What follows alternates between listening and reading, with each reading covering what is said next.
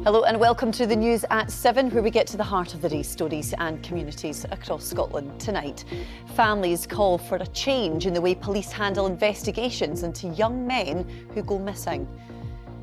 We will hear from the charity that specialises in missing persons cases. Also tonight, a shake-up at the top of Rangers as the club sacks Chief Executive Patrick Stewart and Sporting Director Kevin Thelwell. And the damage caused to a 500-year-old ruined Highlands castle after a visitor used part of a wall to make stepping stones across a puddle. Of course, we will get all the sport with Paul. What is coming up tonight, Paul? We'll have more on those changes at Ibrox, and Celtic close in on a new manager. Plenty to talk about tonight. Hello, I'm Amy Irons and welcome to the news at 7.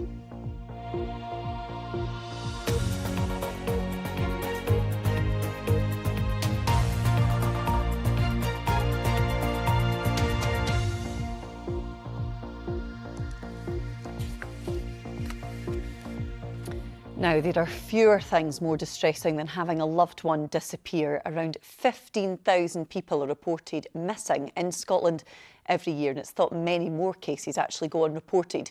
Most people are found safe, but not everyone. When 19-year-old Cole Cooper vanished from his home in central Scotland, his mother was told he was not high risk. His body was found 4 weeks later. His family now want the police to change the way that they handle investigations into missing people. Samantha Poling has more.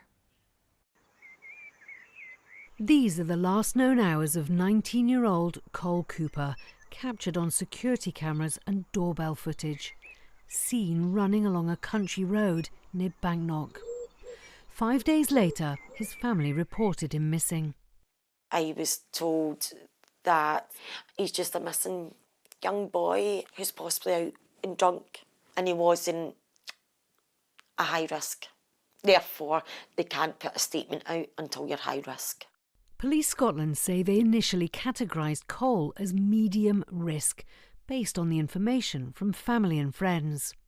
Police Scotland told us that someone's age, sex or sobriety are not factors which determine whether an appeal is issued or not. We explained to the police about Cole's mental health. He did struggle. It was another 5 days before police put out a public appeal for help and upgraded Cole to high risk. It was almost 5 weeks before Cole's body was found. The post-mortem could find no cause of death, and police said his case was unexplained. Scotland's missing persons framework was updated this September and includes a more detailed risk assessment of a missing person. For Cole's mum, it's too late. She feels left behind in a world of unexplained. Samantha Poling, reporting Scotland. Well, Josie Allen is from the charity Missing People. I asked her whether they often hear similar concerns from the families of missing people like Cole. Yeah, unfortunately, we do hear from families that feel that their concerns weren't taken seriously enough. Thankfully, it's not too common. Most of the time, I think those decisions are made correctly. But yeah, we do hear from others that have had similar experiences. What kind of things will they be maybe looking at that could decide whether or not somebody is classed as high risk? So when someone's reported missing, the police will need to make a risk assessment, and they do that based on the circumstances of disappearance and the kind of context around that person when they went missing. So they should be considering someone's kind of well-being, their mental health, whether they've kind of expressed any unhappiness recently, whether they're vulnerable in any way, whether they were able to look after themselves when they went missing. And then also the kind of context from the actual disappearance. Did they go in a particularly vulnerable situation? Is it particularly out of character? There are about 15,000 missing person reports to Police Scotland every year. It's about 40 a day. And while many people do return, thankfully, around 20 people are still not located within 12 months. What, in your opinion, Josie, is the difference between somebody being found and not? Are there key factors, particularly early on in a missing person case? So I've already mentioned the risk assessment. That is so vitally important. If the police don't know what risk someone's facing, or if they don't assess the level of risk high enough when it's warranted, then obviously the resources might not go into looking for them. The level of kind of urgency might not be applied to the search, and that can result in some people not being found when there could have been opportunity to do so. In the era of social media, Josie, how important is that when it comes to actually getting the message out, but then can it almost be a double-edged sword in terms of, you know, spreading misinformation? What role does social media play when it comes to trying to find a missing person? So exactly as you've said, it can be a really double-edged sword. We know that social media, publicity, getting the word out there can be so important. However, it can also be really harmful. As you've said, most people do return, thankfully, when they've been missing, and coming back to potentially a lot of judgment, a lot of speculation online about who you are and in what circumstance you went. There's often some really cruel comments, and it can be incredibly difficult to kind of get rid of that digital footprint long term. So while we would never suggest that people shouldn't do social media, it can be, as I say, a really vital tool in helping to find people. We do encourage people to be kind of careful in how they use it. And we absolutely encourage the public to be really mindful of the fact that these are real people. This is a family's potentially worst day, and to be kind whenever you're interacting with any of that sort of content online. Yeah, some really important words to finish there. Josie Allen from the charity Missing People, thank you very much for being with us on the programme. Thank you. And you can learn more about Cole Cooper's story in Has Anyone Seen Cole? You can watch it tonight at 8 o'clock on BBC One Scotland, or you can watch it also on iPlayer. Some off-the-pitch news from Rangers now, and while fans have been calling for a change at the top of the club for a while, it's still safe to say that news of its chief executive and sporting director being sacked still came as quite a surprise to most people today. Just last month, the Ibrox chairman voiced his support for both Patrick Stewart and Kevin Thelwell. The official reason for their departure then? That they don't align with the vision for the next chapter. Attention now turns to who does then. Well, Keradine Idsan is at Ibrox for us this evening. And Keradine, would you agree that a lot of people probably still pretty shocked, despite the fact that fans were calling for a change, weren't they? I think this came as a shock to pretty much everybody in Scottish football, probably for a few different reasons. Both men had only been in their jobs a matter of months. As you say, they literally just had that dreaded vote of confidence from the American chairman Andrew Kavanagh just a couple of weeks ago. And on the field, well, Rangers have actually, domestically at least, put together a series of wins under new head coach Danny Röhl. Despite that, however, the fan protests continued visibly. Vociferously, they weren't happy with both of the gentlemen, but a lot of that anger dissipated when I broke the news to them earlier on today. Absolutely delighted. Thelwell's gone and Stewart. To be honest, they've just been a total disaster since they've been in. He brought in the previous manager. This manager seems to have got his back on track. We seem to be doing well. So I think the Rangers fans would be quite happy with that news. For me, I think this is 8 weeks too late, to be honest. I think this came at a good timing, though, to go into a January transfer window with a new CEO, possibly a new director of football as well. So I'm confident now in the season ahead. Well, the American chairman Andrew Kavanagh said that the two men just didn't align with the vision for the future. We can maybe decode that, because you can bet your bottom dollar that what he really means is he wants a better bang for his buck on and off the field. Remember, Rangers spent around £30 million on players over the summer, £8 million on one player, Yusuf Chermiti. I think they want better going forward, and they're saying that the search for the new CEO and sporting director is already underway. Keradine Idsan at Ibrox for us tonight. Thanks for bringing us up to date with all of that. Thank you.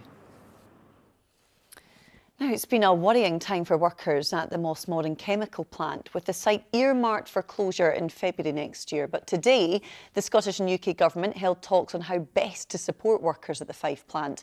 More than 400 workers and contractors' jobs are at risk. Public Finance Minister Ive McKee said the focus is on saving jobs and saving the site. But Scottish Secretary Douglas Alexander said there will be no propping up by the UK government. The fact that we're all here today in the same room at very short notice, ourselves, the UK Government, Fife Council, the college, local employers, trade unions round the table to be able to discuss the way forward, I think really demonstrates the fact that everybody is absolutely on the same page in terms of focused on saving the jobs and saving the site. You know, for many years, ExxonMobil have not made the investments that would have been required. This was a facility that was built for 20 years, that's now in its 40th year, and alas, it's been losing money for 5 years, so it's very different from a number of other sites across the country. But nonetheless, we stand ready to continue to try and support the workforce. Well, one of the unions representing workers at the site is GMB, and Bob Davey from the union joins us now. Bob, thanks for joining us on the programme. How did the meeting go today then? Hi, Amy. Thanks for having us. Yeah, I mean, it was constructive, and I think just as your report said there before, the people that were in the room, we had some big employers. We obviously had the Secretary of State, with the Finance Minister from the Scottish Government, showed that at short notice, showed that we are serious about saving this plant.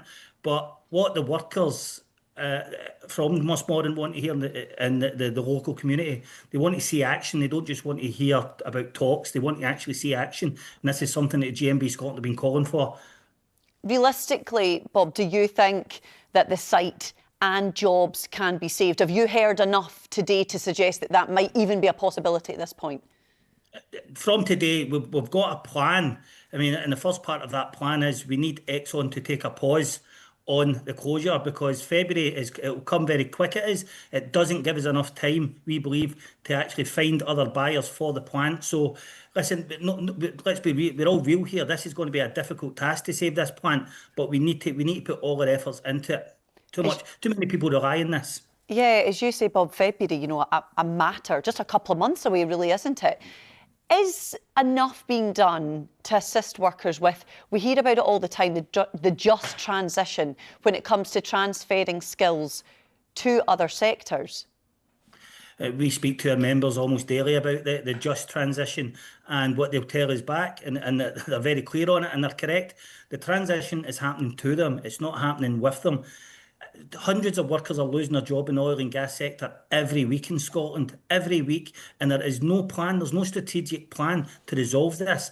The UK government, they need to be more pragmatic about how we resolve this issue, because, well, we all understand there needs to be this change to this transition, as you call it, but we need plans in place to keep the workers in Scotland. Today we spoke about, would we retrain the workers from Exxon if the site closes down? We can train them all. There's no jobs in Scotland once these workers get retrained. And inevitably what that means is they leave Scotland, they'll go down south to Sizewell, or they'll go abroad and take those skills. And once those skills leave the country, we ain't getting them back.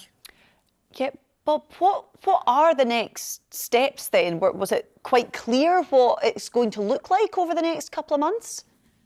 Well, no, I mean, the first step is to ask Exxon to pause, and we will be having another meeting tomorrow, this time in Dunfermline, and I believe Exxon will actually be at this meeting, so we'll be able to look at them in the eyes and actually see what their plans are and why they're doing this, because this came out the blue. The trade unions knew nothing about this. We heard this at the same time as everyone else, which was very disappointing, because as you heard there, they had been talking to the UK government for many months, and no one thought about cracking a light to the actual workers whose jobs rely, and certainly the communities whose livelihoods rely on this plant. I know, because Bob, we're talking up to, by the time you take into contractors as well, it's 400 odd people. As a union rep, how difficult is it for you hearing the concerns of individuals, families, the wider community that you say rely so much on this plant? It's heartbreaking at times, and let's say, the immediate impact is the 400 workers directly linked to the plant, but this will expand beyond the 400 workers. The supply chains will get involved. We've seen that the local businesses around will be the ones that the takeaway shops. I mean, it may not sound a lot, but that's someone's livelihood who will be impacted by this decision to close this plant. It's heartbreaking. Bob Davey, thank you so much for joining us. I know we will keep in touch with you between now and February, no doubt. Thanks very much for bringing us up to speed on what happened today. Thank you. Thank you. Now, to the kind of story you don't hear every day. Damage was caused to a 500-year-old castle wall after a visitor decided to use part of the wall to make stepping stones across a large puddle. I think you can just see it down there. Castle Ardbeg sits on a small peninsula in the Northwest Highlands. Conservation charity Historic Ascent, which helps to look after the site, said it had only recently been able to repair the wall after it was damaged a few months ago. Well, Dave McBain is chair of the charity and says the damage caused was hugely disappointing. Well, it was a few months back now. It was beginning of the summer. We were just out on a regular visit to the castle to check on things.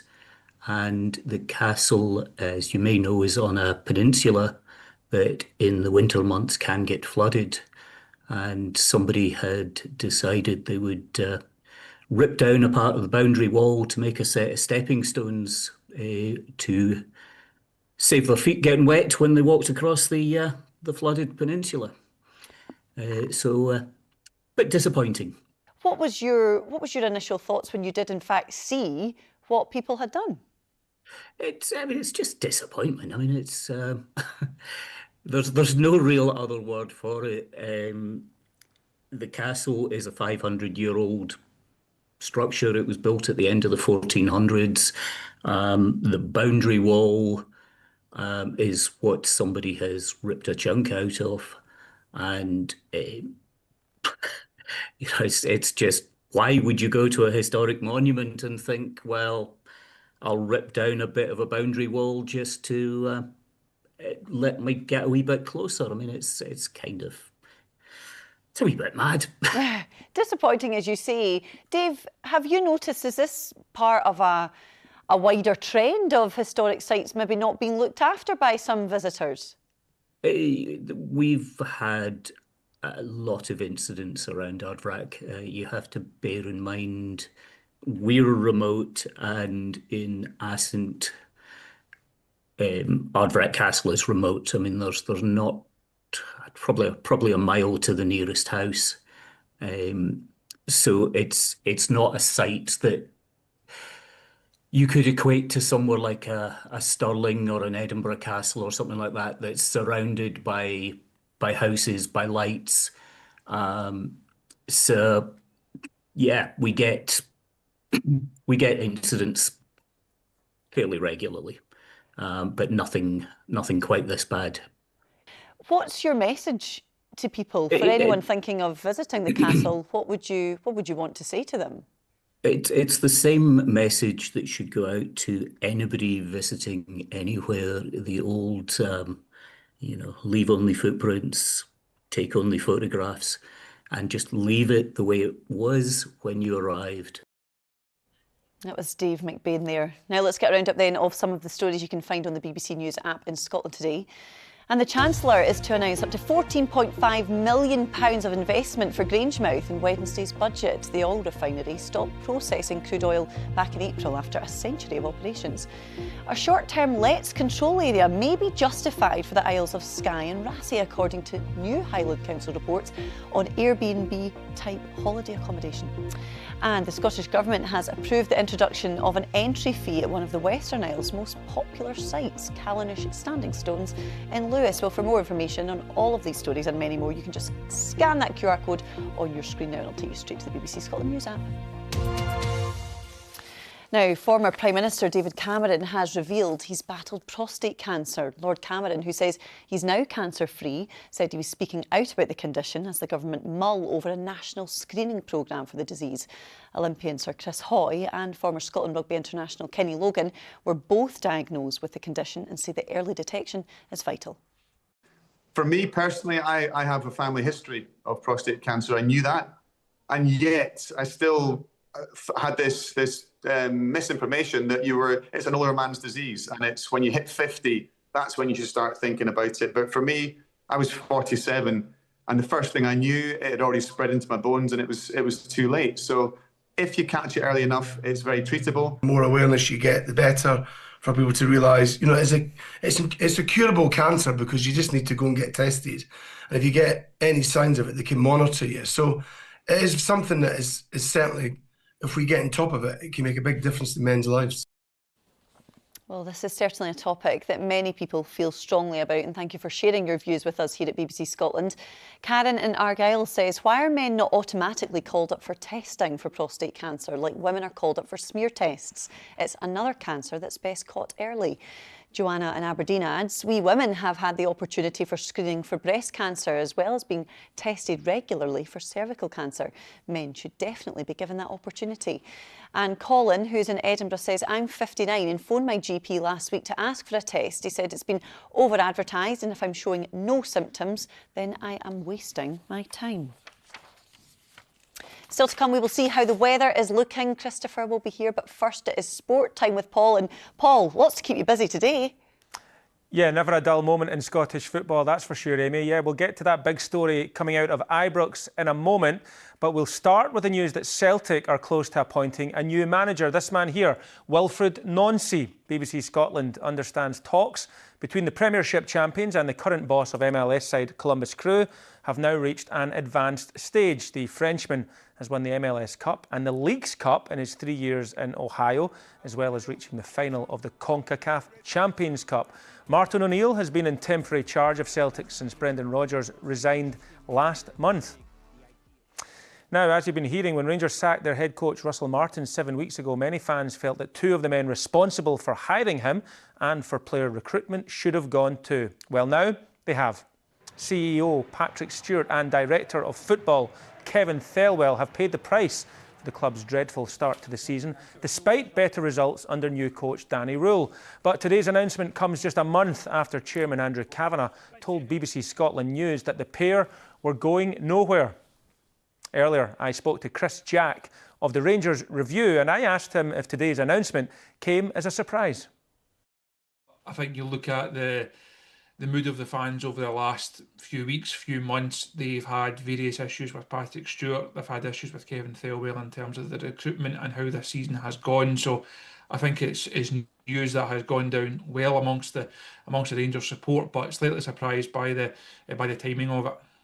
Now, the new chairman, Andrew Kavanagh, who just arrived in the summer, pretty ruthless with what he had to say, Chris, and I am quoting here, when we think about what we need, it's different than who we think Patrick and Kev are. So what do you think's changed? And ultimately, for those who don't follow Rangers closely, why have they been sacked? I think they've both lost their jobs for almost the same reasons, because of where Rangers find themselves. Now, they have not had a good season. The appointment of Russell Martin, which they were both heavily involved in, was obviously fairly disastrous for Rangers in both football and financial terms. The fans have really turned against them over recent weeks, and it's quite like, we saw the fan reaction towards Russell Martin. Once you lose the support in the way that Russell did, it was inevitable that he would eventually lose his job. And I think the same can be said with Patrick and with Kevin. The support have been really vocal against them. It's only a month on the day that Danny Rule was appointed as head coach. Andrew Kavanagh spoke and he defended them, defended their track record, said that they were the right people to take Rangers forward.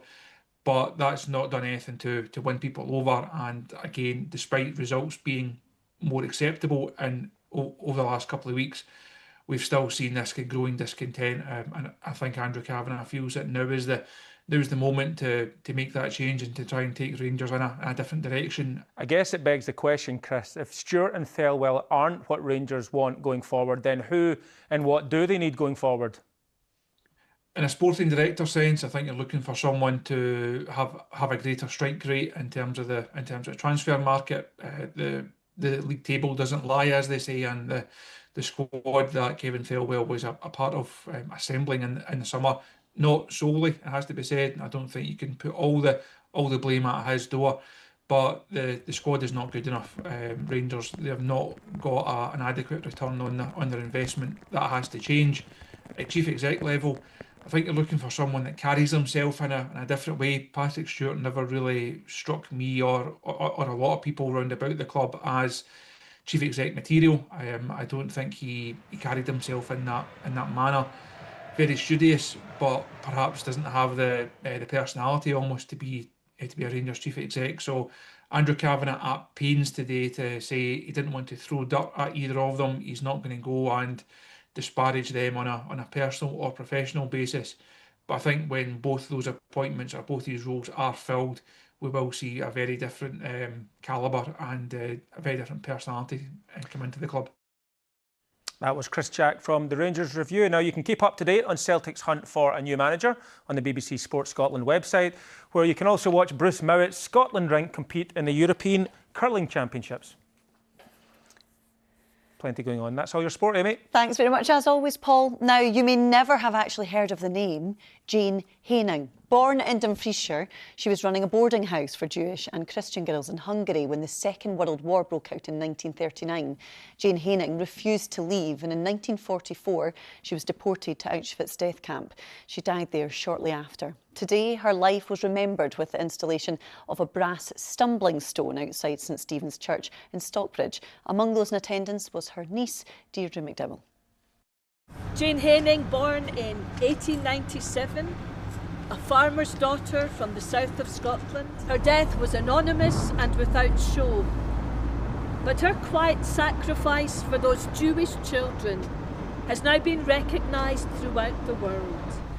Miss Haining was simultaneously an ordinary and extraordinary woman, and her story is one of heroism and personal sacrifice. Well, it's a great honour, and we're so pleased that Jane has been remembered in this way, although she herself would not want a lot of fuss, but we want people to hear her story and to learn from it. Right, let's see how the weather is looking, and Christopher is here. It's been a bit of a mix, hasn't it? A bit of everything. It has. Last week was all about that Arctic blast. This week, a bit of everything as well, but mild on Thursday, actually. We've had lots of pictures, as ever, from our weather watchers. Here we go. Some lovely sunshine across western parts of the country today, but you can see around parts of the east and northeast it was quite cloudy and wet with outbreaks of rain. That wet weather is still with us at times through the course of this evening and overnight, although slowly tending to fade away, and then things turning a good bit drier and clearer, but it will be cold and frosty.